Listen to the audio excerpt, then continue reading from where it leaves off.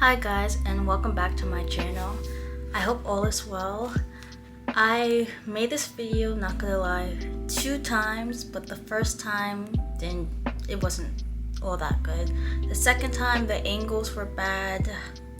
This time I finally figured out what was wrong with my camera, the position I had it in, but I've been so excited to start making YouTube videos again. I know it's been 3 weeks, but I don't know if you guys noticed or not, but I've been basically trying new formats and new styles of how I wanted my videos to be like. My first couple of YouTube videos was more on spirituality, and the rest of my videos are similar. It has similar themes, however I formatted it differently.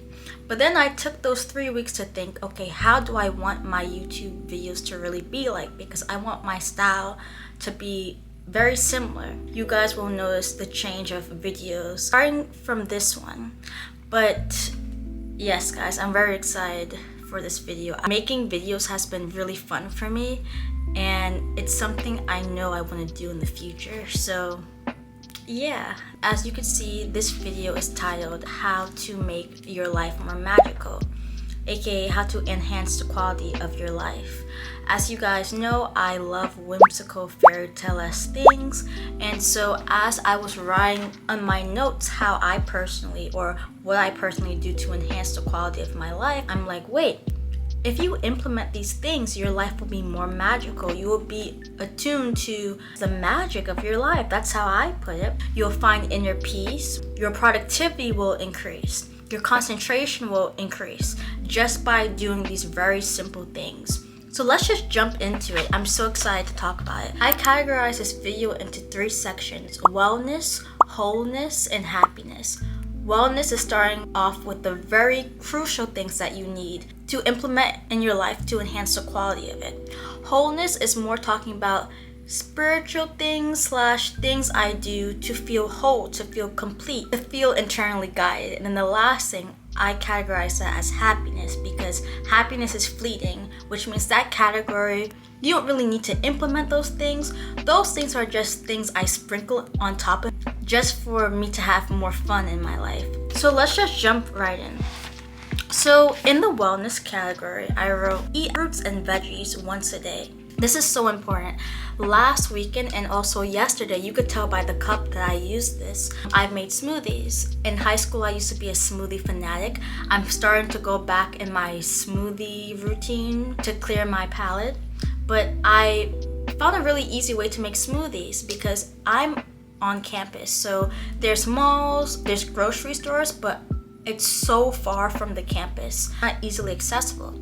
So what I do to make a smoothie, there's like campus stores by my dorm, and in the store they have like frozen smoothie bowls.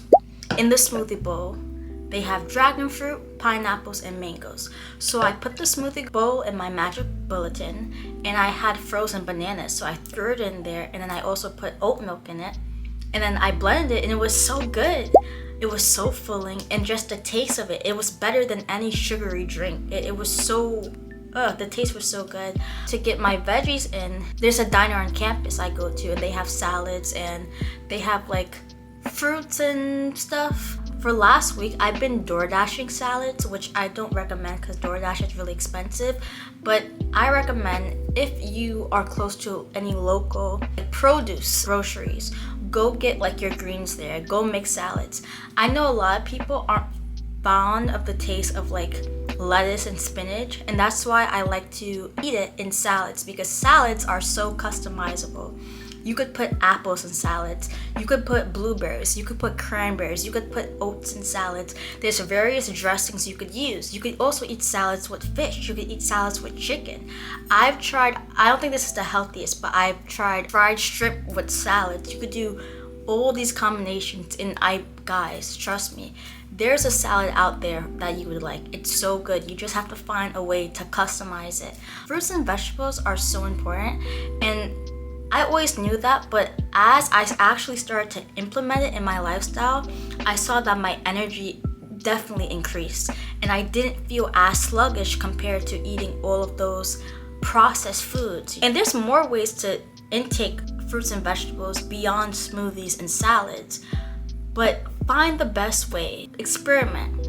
I know there's a recipe with cauliflower. They make it like fried chicken. I don't know what batter they use, but I've tried it, and it was like a barbecue cauliflower, and the texture was a little softer than chicken, but the taste itself, it was so delicious. Like the same way you cook chicken, you could cook your meat, you could cook your vegetables just like that. There's different ways to experiment with fruits and vegetables, and I encourage all of you guys to do it.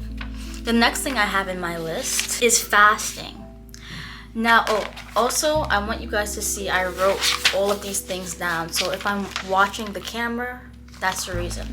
Fasting, I have once a day for me. If you're new to fasting, you could do it once a week. But most people, when they hear fasting, they think they're being forcefully withheld from eating. They're starving themselves, but that's not it. I notice anytime I eat breakfast, lunch, and dinner, I feel extremely lethargic. I feel extremely bloated. I noticed this especially last weekend.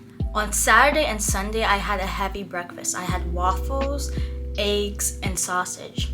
And just by me eating the waffles, I felt so bloated that I couldn't eat normally the rest of the day. So I realized I feel more energized when I don't eat breakfast. I don't even consider that fasting because it's a lifestyle for me. I just don't eat breakfast and I just eat lunch and dinner. We are programmed to believe that a full meal includes breakfast, lunch, dinner, and a snack and a beverage. But this is not true. This is not healthy. We believe the more we eat, the more energy we feel, but that is completely incorrect. Your energy is based on what you eat and how close what you eat is to your portion size. So if you're eating any less or any more compared to your portion size, your energy levels will vary. But if you are eating very close to your portion size and what you are eating is very nutritional, you will feel energized. When I was younger, I was overweight, and the reason I was overweight was I ate to feel full, but not to feel satisfied. When I felt satisfied, I noticed I still had room in my stomach, so guess what? I would eat. But I didn't realize that just because you have room in your stomach, that doesn't mean you should eat. That room in your stomach is for your body to digest your food, not to add more food. Because if you add more food, if you eat until you are full, you will feel bloated. You will feel lethargic. Have you guys heard of the ISIS? You get the ISIS not just because of what you eat, but because of the amount. You actually get the itis. You get the itis because of bloating. So if I'm eating breakfast, lunch, and dinner, guess what? I'm going to want to sleep. I'm not going to want to be productive, because my body now, all the energy I could have been using to be creative, to be productive, is being used to digest all of this heavy food. Your stomach does a lot. It digests all the things you eat. So you do not want to give your stomach more stress than it already has, okay? Give your stomach a little leeway, a little air in it so that it doesn't feel bloated, so that it can digest in a very healthy way. Don't overload your stomach. The next thing I wrote, exercise at least once a week / take walks outside. So I'm gonna merge this together. 1, every day go outside.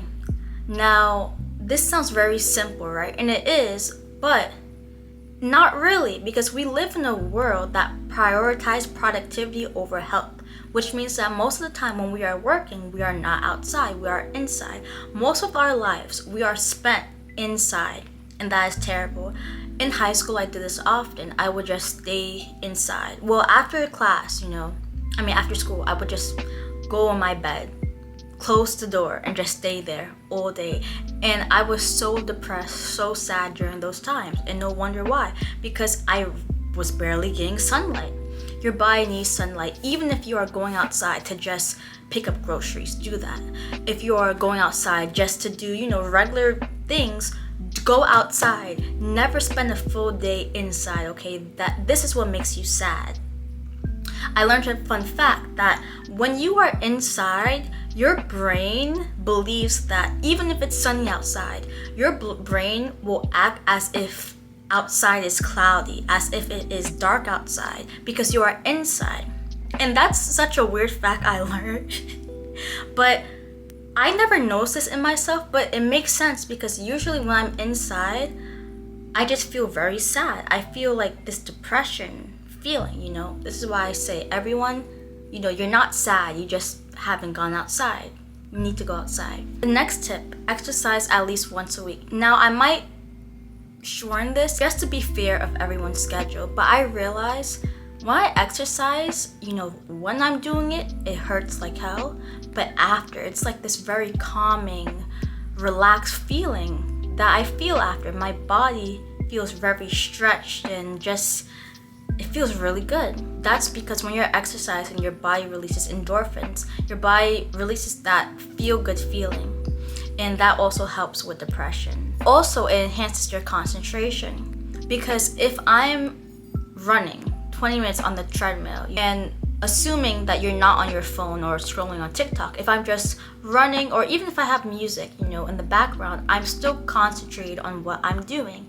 I'm laser focused in my activity, and this improves your concentration. The next thing for wellness, herbal teas. This is not a tea per se, but this is a powder. So this is beetroot powder. My mom gave it to me. I first just took it because one, it tastes really good and it reminds me of chai. Second, the powder is so smooth. Like when you put hot water in it, it's so smooth. The next reason why I drink a lot of teas, because drinking water, your body needs, well, based on Google, they said 6 to 8 cups. I thought it was just 3, but your body needs water every day. I personally am not really fond of the taste of water. To take it, I just drink it in tea. But back to the beetroot powder. I didn't realize how important this is. I was looking up why I felt so good after drinking this, and I realized that this has a lot of, well, actually, let's be specific. The benefits of beetroot powder is that it improves athletic performance, it lowers blood pressure, and it reduces inflammation. Okay, also it supports gut health. It's a good source of fiber and resistant starch, which feed beneficial gut bacteria and promote healthy digestion, and it also reduces inflammation. Okay. Also, it says may improve brain health. Okay, so it has a lot of benefits. I didn't realize, because like I said, I was just drinking it for taste, but I realized after drinking this, I would feel so calm. I didn't know whether it was because usually when I drink tea in general, like the warmth of the water makes me feel calm, but specifically beetroot powder has this like very specific calming effect. Next thing, how to improve your wellness. Instead of doom scrolling, watch informative podcasts. Now this ties into why we're saying with exercise and how it improves your concentration. I realized, and I could fully attest to this, even scrolling for 1 minute, I feel my mind deteriorating, because it literally is.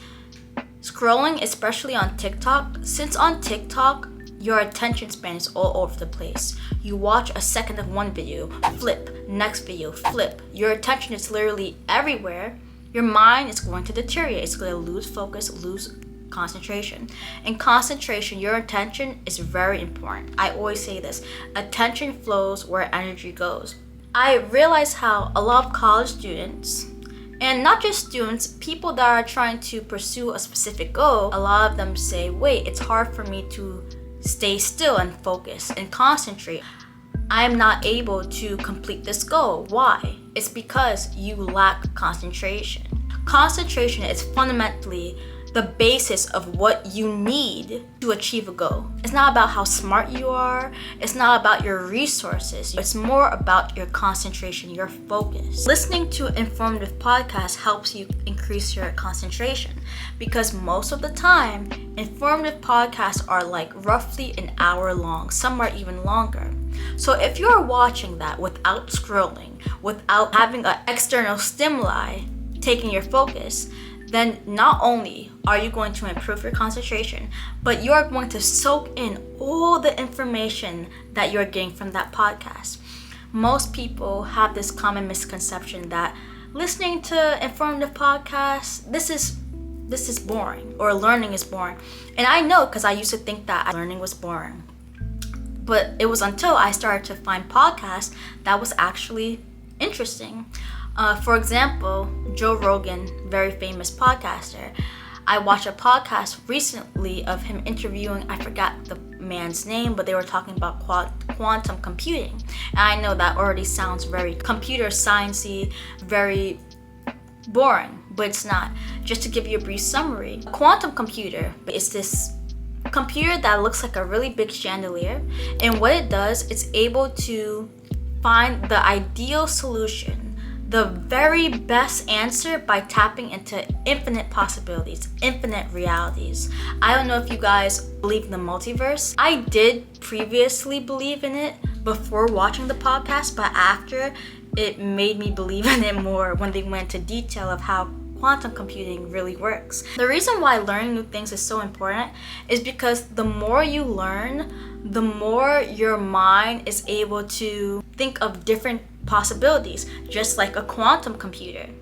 And going back to quantum computing, what makes quantum computing very special is because, like I said, it's able to find the very ideal possibility, the very best solution, by tapping into different possibilities. So think of your mind as a quantum computer. Most people are not able to break out of very bad habits because they are so small-minded. They're not even able to fathom the possibility that, okay, instead of eating junk food and watching Netflix, I could wake up and exercise. Their mind doesn't even consider that because they are so used to living in a very small circle of limitation. This is why I say learn new things. When you learn new things, you are expanding your mind. Think of your mind as a rubber band. Every time you're learning new things, you are stretching your mind. You are increasing your mind's ability to hold different possibilities, different answers.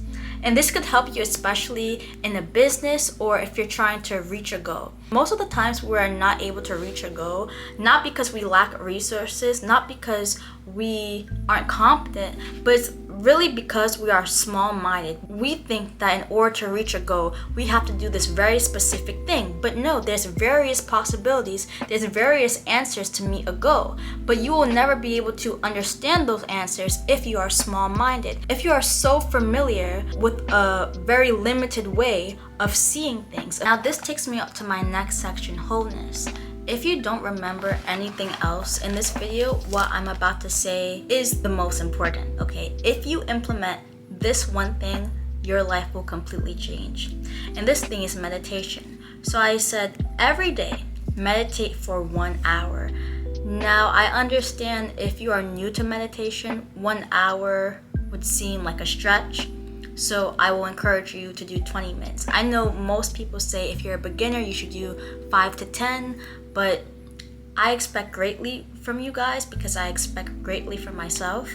And I know 5 to 10 minutes of meditation, yes, it is something, but compared to 20 minutes, you will reap greater benefits. So if you are a beginner to meditation, I encourage 20 minutes. And maybe not a day, just maybe once per week. The importance of meditation, it allows you to be more focused in your internal state. It places your attention more on your thoughts and your inner being. And that's very important because we live in a world where most people have very hectic lives. Most people forget that their mind automatically filters reality. We forget that, Meditation helps you to be aware of your thoughts. And most people, I realize most people aren't successful not because of lack of resources, but also because of their thoughts. If you aren't aware of your thoughts, it can negatively impact your reality. When you meditate, it makes you more peaceful. It makes you more certain of what you should do. I realized that a lot of times it's hard to make decisions because I'm so absorbed in the noise of the world. I'm so distracted by what other people are doing, how other people are starting their business. And I forget to watch internally and say, what do I want to do? What do I believe is the best decision to take now? When you meditate, you gain that certainty because you are so in tune with your inner being. Also, I like meditation because it gives you a reason to slow things down. Usually, life is so fast-paced that we forget, like I said, to consider our own feelings. We mistake other people's desires, other people's beliefs for our own and start to live someone else's life. It's only until we close our eyes, we breathe, and we become one with ourselves, then we know what our true desires are. And just by knowing that, we could be able to formulate our ideal lifestyle. Some people have misconceptions on meditation. They think that when you meditate, you have to do like and like things like that. No, meditation is very simple. All you do is close your eyes and you breathe. I would encourage you guys, when you meditate, you should implement breath work, which is just like breathing practices. I will put a link in the description of the breathing practices I normally do. But breathing practices just helps you to be more calm, to be more focused, and to be one with your inner knowingness. It guides you. The next thing for wholeness, I wrote thanking God through prayer. Now, I don't recommend you doing this every day, like wake up, thank God every day, blah, blah, blah. Because then it becomes more of a disciplinary act, a habitual act, rather than something that is coming from your heart. Now, this doesn't mean that if you thank God every day, you aren't doing it sincerely. But I realize in most religions, when they do the act of thinking, it becomes more of like a practice than something they're doing from their hearts. So this is what I say. Anytime you feel genuine gratitude, it could be because someone did something, or you have a random thought of gratitude, a random feeling, thank God. That's what I do. And when I do that, it helps me just to feel more joyous of my day. I know some people will say, well, it's hard for me to feel gratitude, which is why I thank God habitually. I do it every morning at this certain time. But this is the reason why I say all the things I said in wellness is a little bit more important than wholeness, because if you were able to implement healthy lifestyles and exercise, and meditate, your mind will be receptive of things that you should be thankful for, and you wouldn't feel the need to have to go on your mind and forge things to be grateful for. The problem isn't that your life lacks things to be grateful for. Your problem is that you are so internally misguided that you aren't able to be receptive of the joy outside of you. And this is why I say prioritize wellness. You will be more aligned, more receptive to the things you are grateful for, because your internal being will be at peace. How can you be grateful if you're bloated all the time? How can you be grateful if you feel lethargic, if you're not productive, if you're depressed? Of course it's going to be hard to be grateful. And this is why I say people don't understand that your mind creates reality, okay? Your beingness creates reality. So in order to see any joy, in order to see any blessings outside of you, you have to make sure that your cup is filled internally. And I already talked about ways to fill your cup. You have to make sure to prioritize filling your cup, doing things to improve your health, before you could see any external blessings outside of you. You have to make sure your cup is full first so that you could pour outside of yourself, and then you will see the blessings externally, okay? The third thing, similar to the second thing I mentioned, remember what you're grateful for. This is something you could do habitually. I don't do this habitually, but every so often I would just think of things I'm grateful for. One thing I'm grateful for is my camera. I'm able to record. I'm grateful my mom bought it for me. I'm grateful that I've just thought of a new idea of how I'm going to create my YouTube videos. I'm grateful that I have TikTok now. Well, I always had TikTok, but I'm more active on my account. Those are little things. And It's very important, especially to remember things you are grateful for, even when you aren't grateful. Because what I realized, like for example, today I had a little rough day. Some things weren't going exactly how I planned out, and so I was feeling a little discouraged. But while I was feeling discouraged, I told myself, okay, you know what? I'm gonna change my mindset. And what I told myself was that God will fix it. I'm not gonna worry. God, the universe, will shift things in my grace, will shift things in my favor. And this is very important because when you do this, it alters your energetic signature. So I remember I didn't talk about this on YouTube, I talked about this on TikTok, but you want to make sure your energetic signature is always high, which means it's like, you know, happy, you're joyous, because then that's when you will be receptive of your blessings. If one day you are happy because life randomly just went well for you that day, but the next day life went a little iffy and now you're sad, your energetic signature is now a roller coaster. On that day where you feel not as encouraged, it's going to be hard for you to be productive if you are focused on the bad things that's going on in your life. And like I said, wellness helps with this too, because if you are exercising once a week, getting the proper nutrition, your body will just naturally have this energy to it, this spunk, which will make it easier to tap back to positivity anytime you feel negative. It's harder to tap back into positivity if your body is stuck with junk food or if you're not pouring into yourself. But being grateful, remembering the things you're grateful, helps with this. Okay, last thing, happiness. Now, I put this on last because these are just things I personally like to do. It's not a must. You don't need this to have a magical life. It's just something I do to, like I said, it's like a cupcake. I'm putting sprinkles on the cupcake now. So one thing I said was decorating my room. Now, I'm in my dorm right now, but you best believe, anytime I get a new dorm, I decorate the freak out of it. I make sure it's very cute. If I'm having a bad day and the next morning I wake up to a dreary room, all black, dirty, guess what? I'm gonna feel more sad. But if I'm having a dreary night, I wake up and my room has a flower vase, it has these cute little figures, it has these like anime characters on the wall, I'm gonna wake up, I may be a little sad in the night, it's okay, but I'm gonna wake up with a smile. Best believe I'm gonna wake up, like, hallelujah, thank you God, because of my room. That's why I love decorating my room. Like I said, I love whimsical stuff, I love fairy tale. So guess what, I brought the fairy tale in my room. And it just enhanced the quality, it genuinely enhances the quality of my life. It makes me feel more grateful. I wake up and say, yes, I am grateful for my room. Look how beautiful it is. Why wouldn't I be? Also, on cleanliness, cleaning your room is important. A little more important than decorating your room.